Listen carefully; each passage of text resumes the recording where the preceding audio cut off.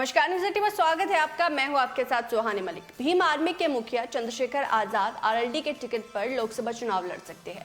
ऐसी अटकलें जयंत चौधरी के उस बयान के बाद से लगाई जा रही है जिसमें उन्होंने कहा कि जल्द ही चंद्रशेखर संसद के अंदर होंगे। उन्होंने ये बात जंतर मंतर पर भीम आर्मी प्रमुख की ओर से आयोजित रैली को संबोधित करते हुए कही और इस रैली में शामिल होने के लिए चंद्रशेखर ने जयंत चौधरी को न्योता दिया था।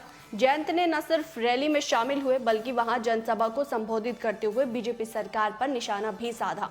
जयंत चौधरी ने कहा कि चंद्रशेखर आजाद पर हुआ हमला केवल उन पर नहीं था बल्कि ये हमला केवल उन लोगों यानी कि अनुसूचित जाति के लोगों को शांत कराने और डराने के लिए हुआ था। लेकिन आप डरना मत, आगे बढ़ना और देश को ये बता देना कि इस देश का संविधान भी आप में से एक ने लिखा था। उन्होंने कहा कि ये लोग नहीं चाहते अनुसूचित जाति या फिर आदिवासी समुदाय का कोई व्यक्ति सांसद या विधायक बने।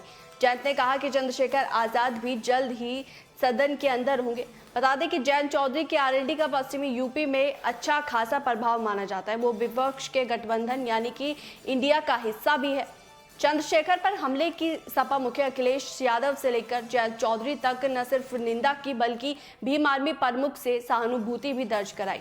सपा के नेता आजम खान चंद्रशेखर से मिलने भी गए थे और जयंत चौधरी ने भी चंद्रशेखर का हाल लिया था।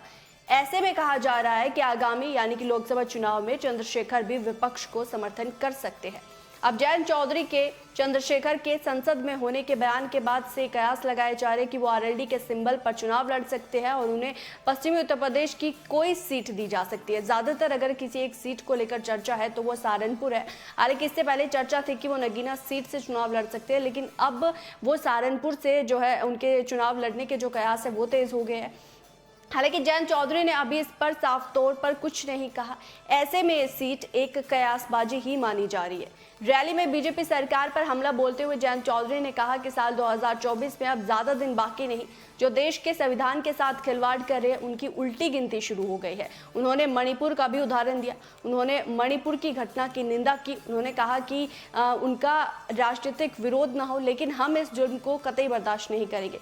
बहरहाल अब जयंत चौधरी के बयान से ये कयास लगे जाने लगे हैं कि शायद भीम आर्मी प्रमुख को आरएलडी टिकट देगी। तो जयंत चौधरी के जो ये बयान है उसके बाद से तमाम तरह के जो कयास है वो तेज हो गए हैं और सियासी हलचल तेज हो गई है। उनके इस बयान को इस बात से जोड़कर देखा जाने लगा है कि शायद जयंत चौधरी यानी कि आरएलडी के टिकट पर चंद्रशेखर आजाद को किसी भी एक सीट से चुनाव लड़ा सकते हैं जिससे कि उन्हें फायदा हो।